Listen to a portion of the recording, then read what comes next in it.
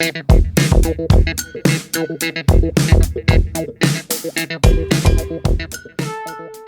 guys, what is up? This is Matthew DSME once again. Welcome back to the movie review, aka After I Saw. I'm doing another in the car behind the wheel thing because my dad's letting me borrow the car again to see another movie. Of course, that movie being 28 Years Later. The Rage virus has been going on for 28 years, hence the title of the movie, even though technically it's been 18 years since the last movie. But yes, in the canon of the franchise, it's been 28 years since the virus started. And we follow a young boy named Spike who is trying to take care of his mother on an island where they are trying to get away from the Rage virus. But eventually, he has to go out and try to find this doctor so he can know exactly what's going on with his mother. And of course, he has to fight his way through the Rage virus because, of course, it's still out there, and pretty much the only thing he really has is a bow and arrow. Now, I did rewatch both 28 Days Later and 28 Weeks Later, both fantastic movies. The second movie is very underrated, probably one of the most underrated horror movie sequels out there. It's by far, the most entertaining when it came to the blood and gore. So the fact when I heard that this was going to be a trilogy now, I was a little skeptical because, well, despite the fact that Danny Boyle would be returning to direct this movie, because he directed the first one, but he didn't direct the second one. And with Alex Garland also writing the movie, just like he did with the first one, I had some hope, but I set my expectations very, very low because, again, is this going to be one of those scenarios where they're trying to just capitalize on making a quick buck because of a very popular old franchise? Well, my fears quickly went away while watching the movie. I think this is even better than the second movie, as, wow, they still got it in them. Danny Boyle and Alex Garland, they definitely still have it in them, especially since Alex Garland has been directing movies himself. Yeah, this movie I thought was fantastic. Now, it has been stated that this was not going to be the last movie, as there is supposedly another movie in the works. I'm curious to see what exactly the title is going to be called. 28 centuries later, 28 decades later. I'm surprised they skipped down on calling this one 28 months later, since days, weeks, months, years, because, I don't know, that's kind of just how I feel. But nonetheless, there is just so much about this movie that truly had me thinking, wow, okay, so they still remember how impactful this franchise was, as the emotion is still there, as well as the horror. Now, I wouldn't say it's as intense in terms of the horror as the first movie, because I think the first movie definitely had its horror at its very best. The way the movie was shot and the way it combined the music, it just really kept the movie's tone going. And the fact that this movie is trying to give it more of that similar tone, especially since this movie has been filmed on an iPhone. That's right, this movie was actually shot with an iPhone. Now, of course, don't let that fool you. It's not like in the same style you would normally see from an iPhone. It's still trying to give it that full cinematic vibe, and I still think it looks really good. That same use of editing and shots without it always having to feel like it's fully shaky cam.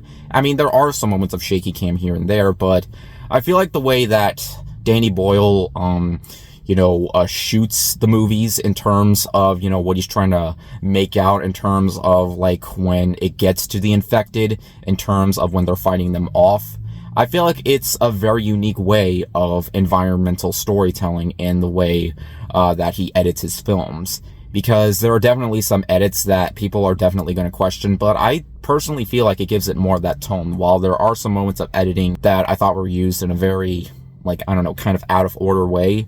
That doesn't make me like the movie any less, because there's a lot to this movie I enjoyed. The acting in particular is near flawless, in my opinion. Truly the one to stand out the most, in my opinion, is Alfie Williams, who plays Spike, who is pretty much the main character, as it focuses a lot on him and trying to, fight with his dad, kind of like in a God of War style. Or, I don't know, it kind of reminds me of God of War. And later on, he sets out with his mother, and I'm not going to get too heavy into spoilers, but I really dug the emotion that he had with his parents, despite the fact that they're not always on screen together. First, it's with his dad and with his mom, but I honestly like the aspect more of with his mom, as I feel like once it got to the later act, that's truly where it shined the most for me. I mean, the first act of the movie definitely gave me a lot of that build-up. I mean, of course, we know what to expect. I mean, the rage virus is still out there, and in terms of the zombies, they're still very intimidating. There are some very grisly and gruesome death sequences that were very entertaining, and if you came just for that, you will not be disappointed. But in terms of storyline, some elements of the movie can be a little hard to follow, especially towards the end of the movie, which I'm not going to spoil. It's definitely going to probably pull some people away if they expected for like a full conclusion, which I can understand. But in terms of this movie, like being its own thing, there isn't really a whole lot that I could necessarily say I want to change from this, because it still has what I've come to love from this franchise without it having to fully take away what made the first two movies so good. Because there were some moments where I was just holding my breath, and there are some moments of suspense while also adding in moments of pure madness in terms of the mayhem that happens during these zombie fights. Because again, this kid only has a knife and a bow and arrow. The only time people use guns is when it came to soldiers and whatnot, when it shot to them. So I can definitely say this movie really did a great job of capturing that same spirit that those movies had, while also combining in with its soundtrack, its new use of music, combined with its old use of music. And when it comes to sequels, when it comes to the media industry, people are tired of sequels. Yes,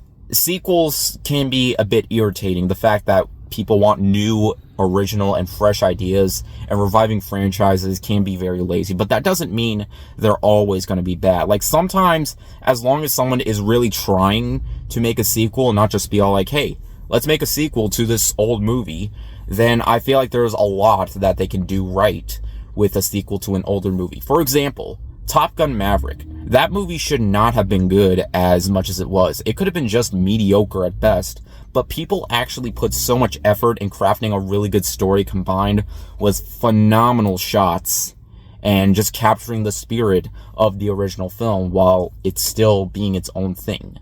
Sequels like that can still exist and still be phenomenal. So regardless if a sequel comes out, sometimes it can be surprising, and while I'll always prefer seeing original media, I really like how, there are actual sequels being made nowadays that can still have effort put into them without them always feeling lazy. I mean, we're always going to get lazy sequels, but there can always be those sequels that can generally surprise someone and actually having love put into it. And I feel like Danny Boyle definitely did a phenomenal job with the love that he put into this movie.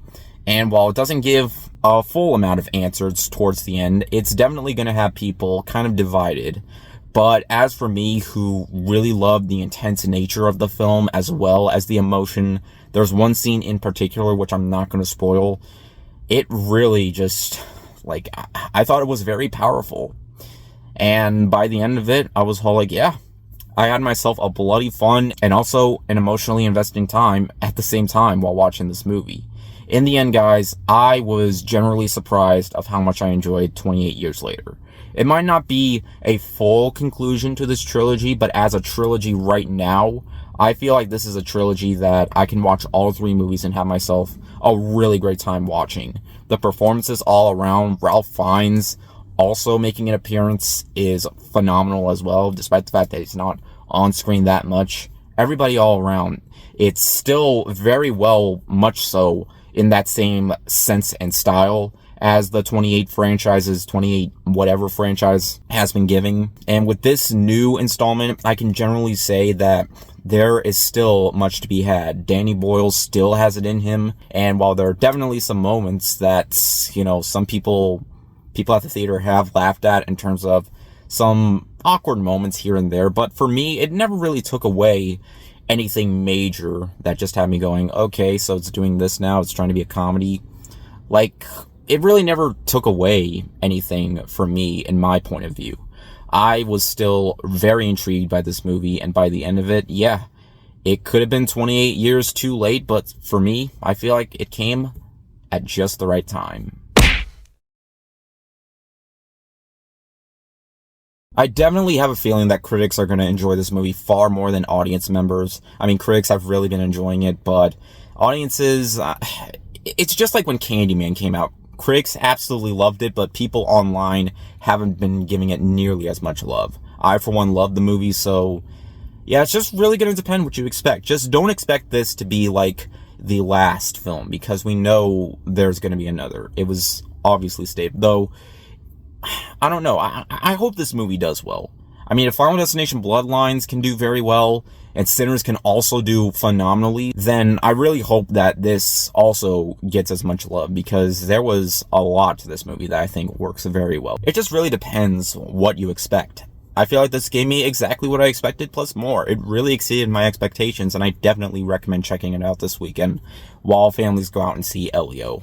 But hey, I really enjoyed both. So for me, I think it's going to be a very solid movie weekend. But yeah, anyways, thank you guys so much for watching. If you enjoyed the video, make sure to like and maybe subscribe for more. You can also follow me on Twitter or Instagram or maybe Blue Sky. Links are in the description, and I'll see you guys later. Word out.